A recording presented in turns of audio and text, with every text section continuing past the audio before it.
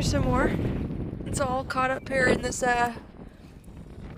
butternut burr, or buttercup burr, which is invasive. But right now it's not really prickly.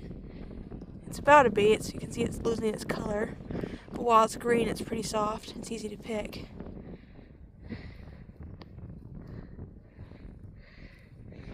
I'm going to try to get as much up as I can. And then collect it in these little bundles. And this adds up. Just keeping your eyes to the ground. Oh, there's some. Oh, this is a good lot, a good chunk. That's good.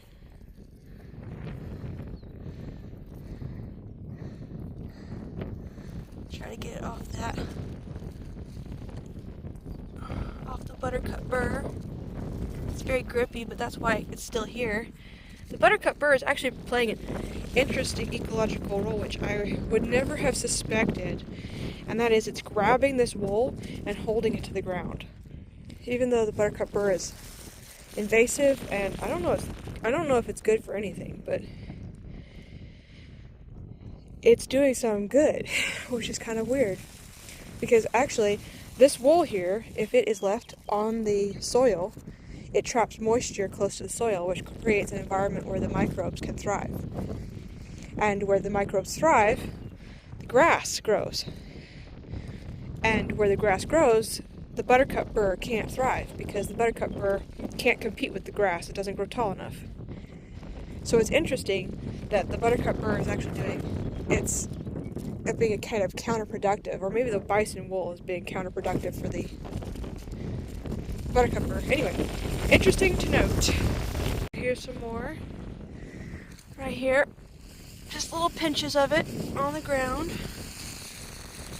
This is the downy stuff, the really soft stuff, which we really like. Ah! The wind blew it away out of my hand. We'll catch it. It's easy to lose. There we go. Pretty little brownie down.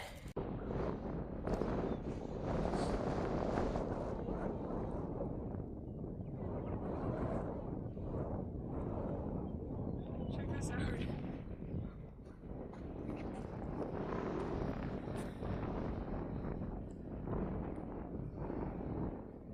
This doesn't have a lot of down in it, because this is the downy part right here, the soft stuff. The rest of this is guard hairs, but I've never found a big clump like this before altogether. All the guard hairs. So that's really cool.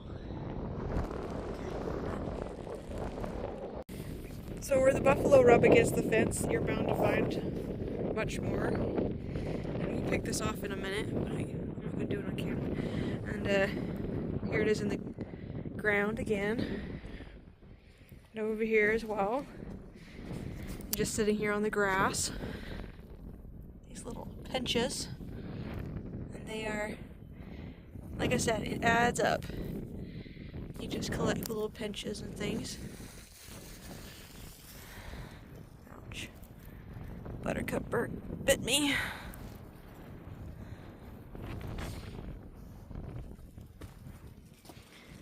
And we'll get some of this and some right there. Just pick it up a little pinchy at a time.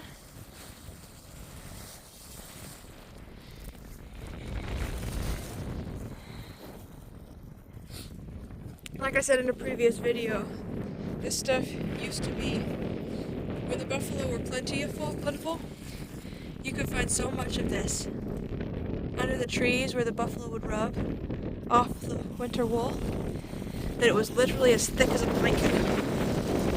And anyone could go and collect it from those areas because it was free.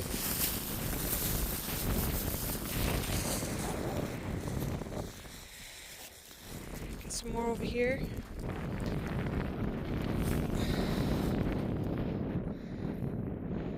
Some of it right there. Right there.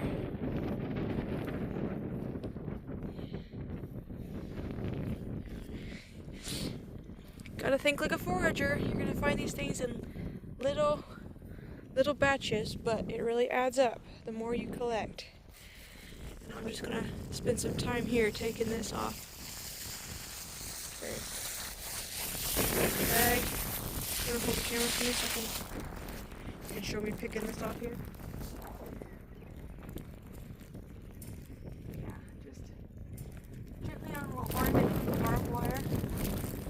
You know, up in Canada, there was actually a group that they created a big buffalo rubbing post.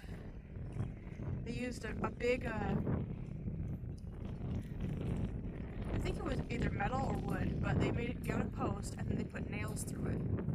And the buffalo, because the buffalo's hide is so thick, the nails can't penetrate it, but they love to rub up against it. It scratches their skin at the same time that it's completely off, and they really like it. Anyway, they created a little collector and it turned into a really collecting post so that they could collect it. Economically, it's not economic, you know, like this, because there's not enough of it, you know. For a little project like what I'm doing, there's more than enough for me, you know.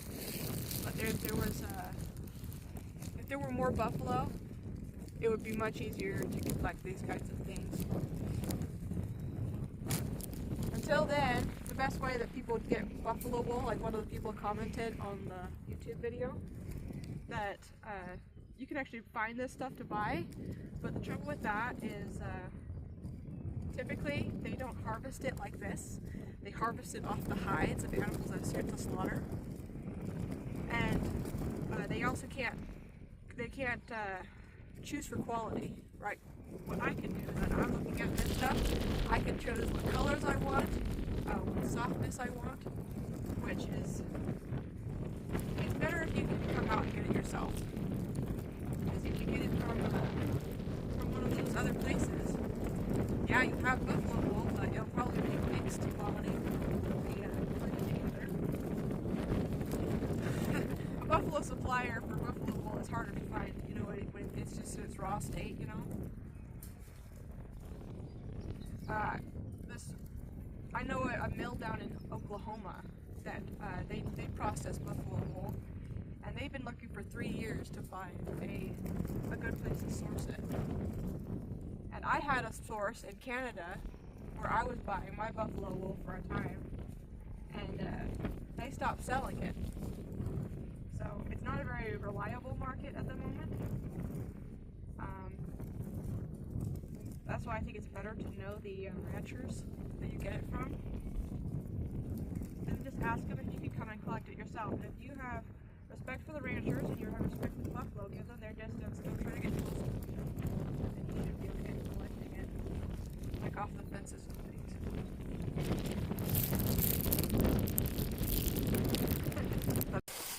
Well, so we're at the end of our harvest for today. This is what we've picked up, and this is just picking up little pinches at a time, really. You can see it really stacks up. And I'm going to take this home, get all the pieces of VM out of there, that vegetable matter out, and then I'm going to wash it and turn it into something pretty. So you can see, you want to zoom in right here? Look at all this beautiful wool here and all the quality of it. There's the tuft I found earlier. That's pretty exciting. I think I know exactly what I'm going to use that for. And this is it. This is beard. It's just the beard. You can see how wiry it is. It's all black and wiry. And when it's clean, right now it's a little bit dusty, but when it's clean, it'll be really dark. And I love how closely, like the guard hairs feel like human hair a bit. And you can see where the that sense of relation happens when you have if you have any indigenous background and stuff, you can really see it and feel it when you're in just look at this right here. Just zoom in right here. Look at this. This red stuff here, it's dark, dark brown red. Doesn't that look a little bit like human hair? And then you have the downy stuff under it, which is softer than sheep wool. But then you have this soft, it kind of does look like human hair a bit.